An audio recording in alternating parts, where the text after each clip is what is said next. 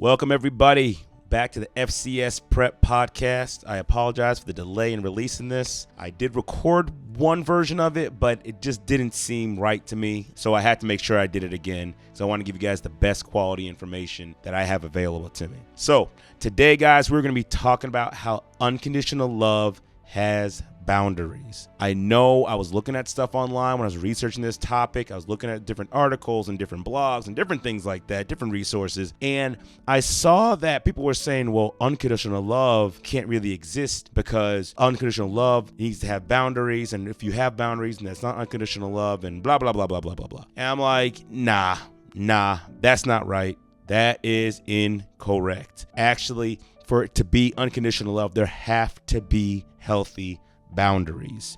For it to be unconditional love, there's gotta be healthy boundaries. It cannot be unconditional love without those healthy boundaries. And why do there have to be healthy boundaries with unconditional love? I guess first, before I even get into that why, let me say, how do I come to this conclusion that unconditional love has healthy boundaries? Well, for me, I take my cues from God, right? I look at his template and I look at what works. And for him, he sets up boundaries for unconditional love, right? And it's not to coerce anybody or to manipulate anybody, but it's for the betterment of the relationship, regardless of what type of relationship it is. And so I look at that and I say, oh, okay, well, if it works for him, then it should work for us. And it does. I'll give you a quick example. Think of like wedding vows, right? When you say for richer or for poor, for better or for worse, in sickness and health, those are healthy boundaries of unconditional love. And no one says, oh, I can't believe you're manipulating me with that marriage vow.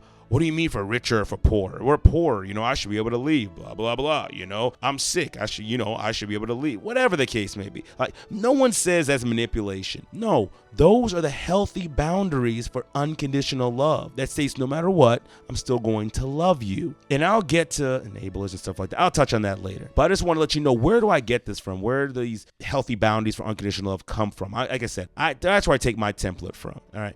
And it works. Like I said, it works in marriage, it works in friendships, it works at work, it works with healthy boundaries for unconditional love is very, very, very important. Gotta be there. So why do we have to have these healthy boundaries? Why is it important to have healthy boundaries with unconditional love? The main reason why it's important to have boundaries with unconditional love is because it protects and enhances our relationships. Doesn't matter what relationship it is, boundaries with unconditional love protects and enhances our relationships. For instance, if you are in a marriage or you're in a relationship, a significant other, whatever, having those healthy boundaries, such as we shouldn't be talking to the opposite sex at 2:00 in the morning with inappropriate conversation, that's a healthy boundary to have. That enhances and protects your relationship, because if you're focused solely and only on your significant other, your relationship is going to be better. If you're talking to your significant other at 2 or 3 in the morning, that's a lot better than talking to someone else outside of your relationship at 2 or 3 in the morning. Or if you have a friendship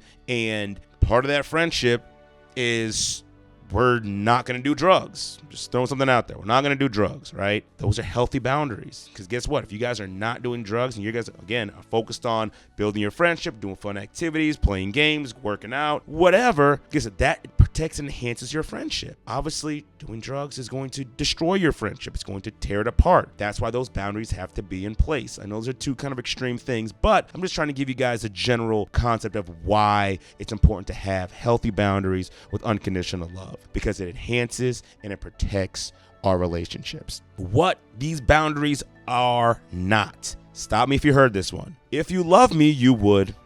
If you're going to stay in this relationship, you're going to. These boundaries are not designed to coerce or manipulate anybody to do what you want them to do. That is not what these boundaries are for. So if anyone is using these boundaries in that such a way, then you are now transforming that unconditional love in that relationship to conditional love. And as we spoke about before, that then makes it a business contract, which, if that's what you're looking for, great, it works. Hey, do this for me and I'll do that for you. You do this for me, I'll give you unconditional love, or I'll give you love. If you guys both agree to that, then by all means. But true unconditional love, those boundaries are not an ultimatum. They're not to force anybody to do anything. Again, remember, it's to enhance and protect your relationship. Not to manipulate anybody, not to coerce anybody, not to trick anybody, but to enhance and protect your relationship. So unconditional love, having those boundaries in unconditional love, it's not an ultimatum. It's not designed to manipulate or coerce anybody. All right? Now, let me touch on enablers. So, what are enablers? Enablers are those who just let people in the relationships do whatever they want to do under the guise of, I love them. And that's why I'm letting them do whatever they want to do. I'm not going to hold them accountable for any of their actions or any of their behaviors. You know, if it's my children, they can get whatever they want. And then here's the thing. The enablers tend to use the guise of love to defend their own behaviors, right? Oh, I'm giving my child everything I just never had, you know, so that's why I'm letting them do whatever they want. And the big bad teacher at school or the big bad person here or that other kid over there, they just never hold their kids accountable at all. I'm just talking about those parents, for example, right? Or friends who just let their other friends do whatever they want to do. Oh, no, I can't believe he said that. Yeah, you talked about his mom. Yeah, you trashed his car. Yeah. Oh, but he shouldn't have said that. He shouldn't have came out the mouth saying that. Or, girl, did you hear what she said? And I can't believe she did this and did that and da-da-da-da-da. Although you're the one that was talking so much stuff about them. But as a friend, what do a lot of people do as friends, enablers? Yeah, you're right. Oh my gosh. Jumping on the bandwagon. Oh, I can't believe it. Oh, yeah, let's run. Let's defend. Those.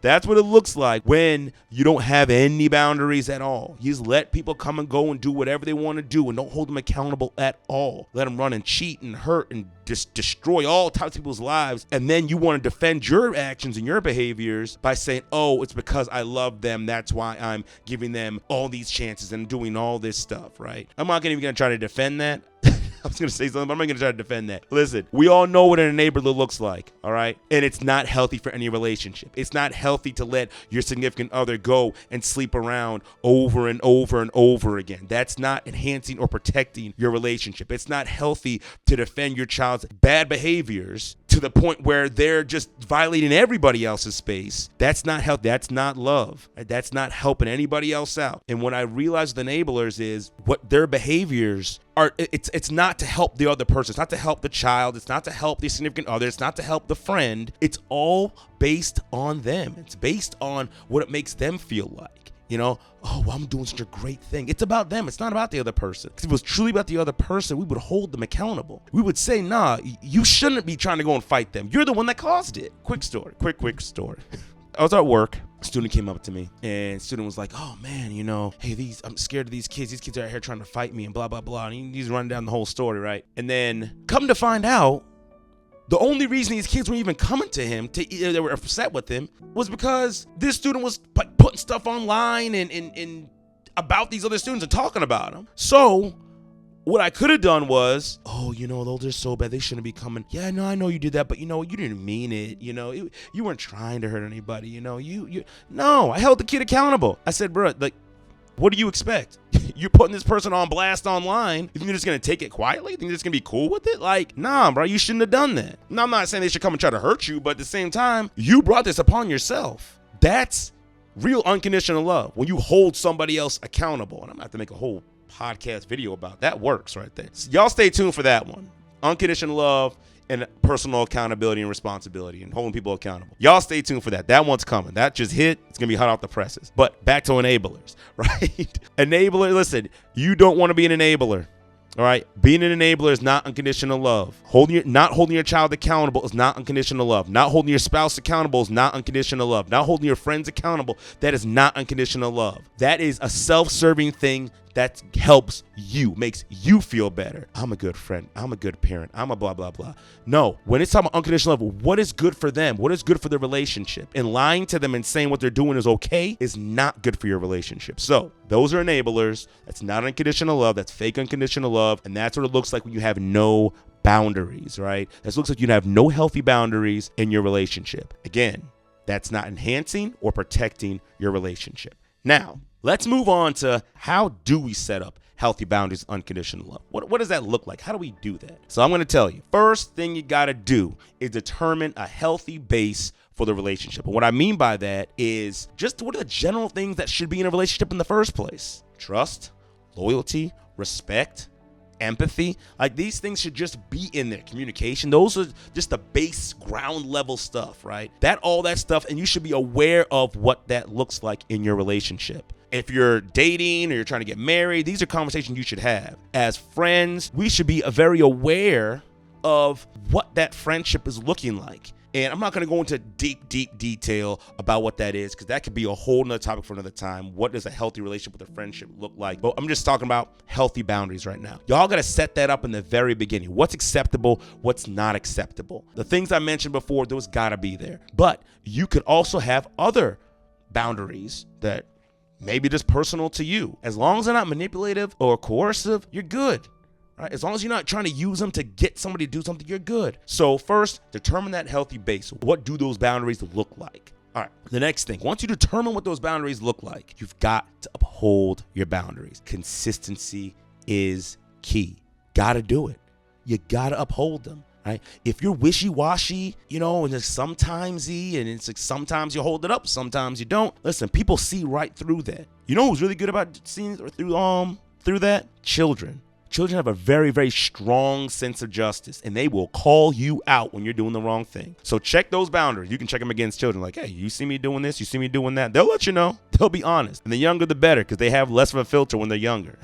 We haven't got to them yet. So you want to uphold those boundaries at all costs. You got to uphold them. You got to be consistent with them. This is the way it is at home. This is the way it is on the street. This is the way it is at work. This is the way it is with my friends. This is the way it is with the family. You got to uphold those boundaries. You cannot be wishy-washy. You can't be sometimesy. You got to uphold them. Very, very, very important. Next thing is, you got to protect them. Protect your boundaries. This is a little bit different than upholding them. Protecting them is, there are forces outside of your relationships that are going to come and attack your relationship. And it could be through social media, it could be through a friend, it could be through a family, it could be through someone who's trying to have an affair with you, it could be through someone on the opposite team, or someone trying to give you a new opportunity. Whatever the case may be, it can come from so many different ways. You have got to protect your boundaries. It's so important. Do not compromise on your boundaries. For no reason, not for money, not for sex, not for anything. Do not compromise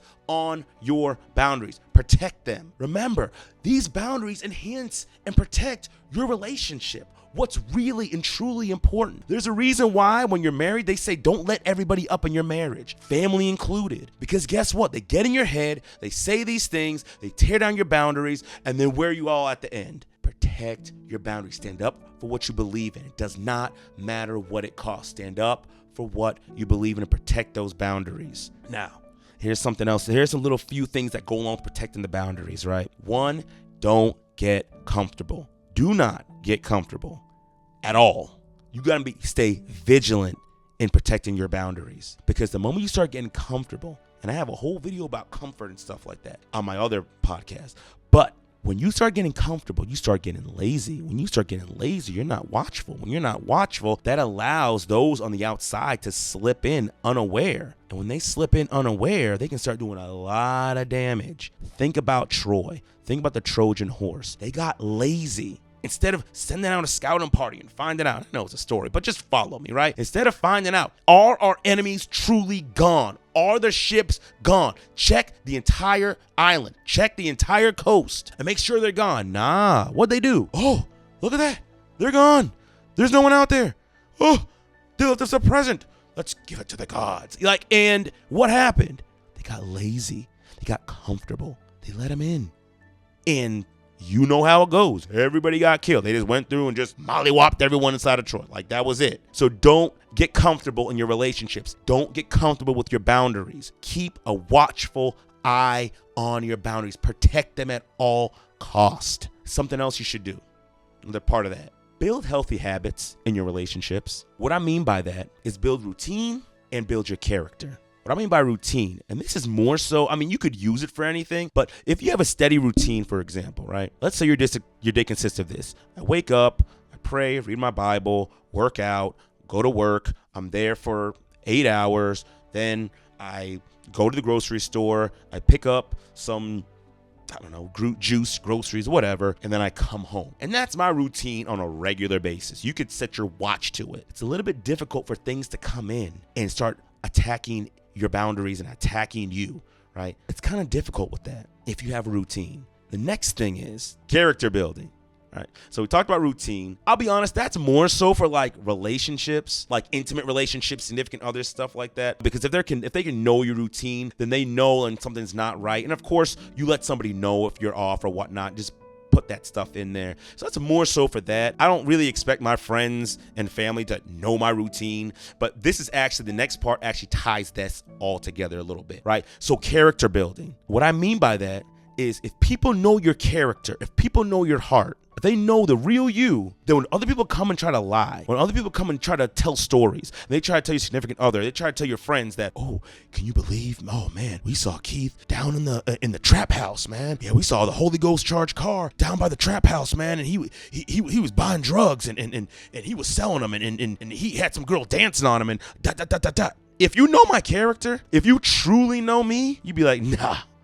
Not Keith. Sorry, bro. I'm going to need some video evidence with him on the camera at the trap house and the girl dancing and the drugs in his hand. Like, I'm going to need some hardcore evidence to believe that. And even then, I might still deny it. Like, nah, not him. Why is that? Because I've set my boundaries up so strong and I've built my character so strong that people know that would violate Keith's boundaries. That would violate what he does. He doesn't do that. A quick story is some years ago, someone hacked into my account and started like shooting shotgun and porn emails out to my friends and stuff like that. My friend asked me, he reached out to me. I didn't know it at the time. My friend reached out to me and he said, Keith, man, hey, did you that sent this email? I said, what email? He said, oh, this pornography stuff. I said, nah, it's not me. The heck? No, what email did it come from? Oh, /123@hotmail.com. Oh, no. And so what happened? Did he like, I don't know about that, Keith, man. Yeah, it probably was him. You know how he be. He be on those online and looking at that. Nah, it was a done deal after that. It was done. I changed my password, and we ain't bringing it up since. That's character building. Building a strong character is a very, very, very good way to protect your boundaries. It strengthens them.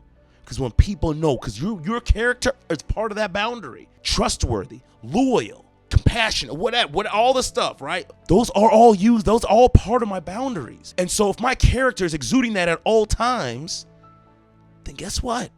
My friends are going to know when they hear anything crazy, that's not true. My family's going to know that if they hear anything crazy, that's not true. My coworkers are going to know if they hear anything crazy, that's not true, because that's not Keith, because he wouldn't do that. So character building, very important. Routine, also very important and very helpful. Keep those things in line, right? The next thing, limit your conversation and time with people who do not share your values. Very important. Why is this? I'm sure you guys have heard all the things, but I'll get into that in a second. Why is that though? Because if you're hanging around people who don't share your values, it's going to be very difficult for you to maintain those boundaries. Think of it like having enemies at the gate and it's a siege. You can hold it up for a little bit of time. You can hold it up maybe for a good period of time. But after a while, it's going to start wearing on you. After a while, you're going to start having second thoughts about, well, maybe it's not so bad. Maybe it's not so bad to watch those videos. Maybe it's not so bad to listen to that music. Maybe it's not so bad to hang out with this girl or this guy. Maybe it's not so bad to text a little bit at 9 o'clock at night. Or maybe next time, 10 o'clock at night. They didn't say anything bad. Oh, I was trying to help. That's why I was texting and talking to them that late. No. Guys, if they don't share your values, again, I'm not advocating for separate completely from everybody and don't have anything to do with anybody. I'm not saying that. That's why I said limit your time and your conversations with those who don't share your values, because you might just start picking up on some of those bad habits or bad things and might start compromising your beliefs. Remember, this is all about protecting your boundaries, right? So limit that time. I'm going to add to that, you got to watch the company you keep. Maybe you guys heard these before, maybe you haven't. Basically, the people you hang out with the most, you start picking up on those habits.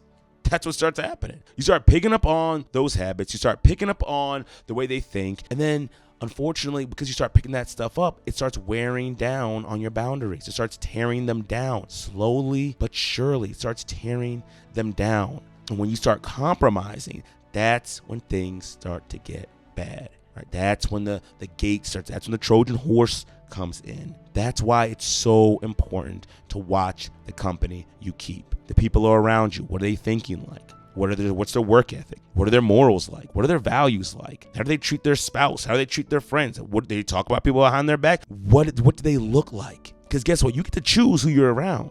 You get to choose who you're around and who you keep company with. That's your prerogative. So if you're around someone who you know is not good for you, they're not even good for their own life. So if they're not good for their own life, what business do you have hanging around with them? Limit your time around people like that. Watch the company you keep. Birds of a feather flock together, all that stuff like that, all those old sayings. Watch the company you keep. Put people around you who are going to build up your boundaries, enhance your boundaries, strengthen your boundaries. And maybe your original design was a little bit lax. So maybe you start hanging with people who have stronger boundaries. You start picking up on that. I'll give you guys a quick example. So I'm a firm believer that men and women can't be best friends. And I'm talking about like best friends. I'm a firm believer in that. Maybe you're not. I am. A boundary that I've learned in my time is that you shouldn't be having like these text message conversations with the opposite sex if you're in a relationship. It's just a bad idea. Oh, they're just a friend. Oh, I knew them from when I was young. All this stuff like that. The line is too easy to cross. But here's the thing. I didn't have that boundary when I first was married or first dating. I didn't have that boundary. But guess what? Learning and making mistakes, unfortunately, but making mistakes and learning, I've now erected another boundary to protect my relationship with my wife. So guess what? I don't do a whole lot of texting and having full-blown conversations with women like, oh yeah, let me talk. Oh, it's just instant stuff. No, I don't do that because guess what? Got to protect my boundaries. I got to uphold them. I got to strengthen them. I got to enhance and protect my relationship and the unconditional love that rests in there. So that's just a quick example of why it's so important to watch the company you keep and why it's so important to uphold and keep those boundaries. All right. Now, last thing kind of ties in is I call it the little foxes. In the Bible, there's a scripture that says the little foxes spoil the vine. And so that's where I got this concept from. And so when I say little foxes, I'm talking about the people. They come around, right? And they're not coming to attack your boundaries out the gate. They're not coming to blunt, and just come in your face and like, yeah, you should go smoke crack or cheat on your wife, sleep with me. Like, we're not talking about that, right? Those are very direct. I'm talking about the sly ones, the ones that slip in and, maybe they're giving you the relationships now, maybe they're giving you a compliment, nothing too crazy, but just a compliment. Maybe they're there for you, when you're feeling bad. Maybe they're there to encourage you, just small things, and you kind of like it, you kind of enjoy it. And so you entertain it. And then as time goes on, before you know it, they don't tear down your boundaries. They slip in. They slip in to your boundaries. The things that you have set up, they slip in. You let them in the door. They don't have to break down the gate because you let them in the door. Those are the little foxes or the situations that come up that, oh, Melon, if you skim a little off the top, no one's going to know. Listen, all you got to do is just cheat a little bit. Not a big deal, man. Ain't no one's watching. You'll get away with it. Listen, everybody's getting away with it. Everybody's doing it. The little foxes, you got to watch them. You have to watch them. And let me also say this, guys, sometimes upholding and protecting your boundaries is going to be hard and it's going to hurt. It's going to cause you to lose out on some opportunities. But that's okay because you have to maintain your integrity at all times. And that's what upholding and protecting your boundaries does. So that person that tries to slide in your DMs, you got to say, no, thank you, block them, keep it pushing. That person says, nah, you should compromise. You say, no, thank you, nah, and keep pushing. Don't matter how good everyone else is doing because they're cheating. You don't do it because you have integrity, because you have values, because you have morals, and because you value your relationship with whoever, your team, your spouse, your friends, whatever. You value that relationship more than whatever anybody else is trying to sell you and trying to give you. And so that's what you got to watch out for. Those little foxes, very dangerous. Of all the things I've talked about so far, the little foxes are probably the most dangerous because they will keep eating away and eating away and eating away and weakening you, and you won't even know it. Even if you're not comfortable, you won't even know it because they'll catch you when you're emotionally distressed, when you're not thinking straight, and boom, they got you. So you got to make sure you watch for those little foxes. Don't let anybody in. Keep those boundaries up at all times. times. Uphold them, strengthen them, protect them, because the relationships that you have are worth it. Your spouse is worth it. Your family is worth it. Your friends are worth it. Your team is worth it. They're worth giving up all that other stuff. They're worth that. So do that. Build those boundaries, uphold those boundaries, protect those boundaries. And when you do that, you're going to really enhance your relationship and allow unconditional love to flourish, because unconditional love flourishes within those healthy boundaries. If you need help with this, all right, we're going to wrap it up now, because we're touching 30 minutes. I'm trying to keep everything under 30 minutes. So if you need help with that, FCS is here to help you, right? That's what we're here to do. We're here to improve the world by improving you. And if you have some boundaries, or you don't know your boundaries, or you think people are violating your boundaries, and you want to discuss and talk about it, listen, reach out to me. All my contact information is down below. You just reach out. You can shoot me an email. I'll link up with you. We'll talk about it. We'll work it out. We'll get you on your feet, get you where you need to go, and get you to that next level in life. Remember, FCS Prep, real change right now. Y'all take care. Have a blessed, awesome, and great day. I love you all, and I'll talk to you all soon. Bye.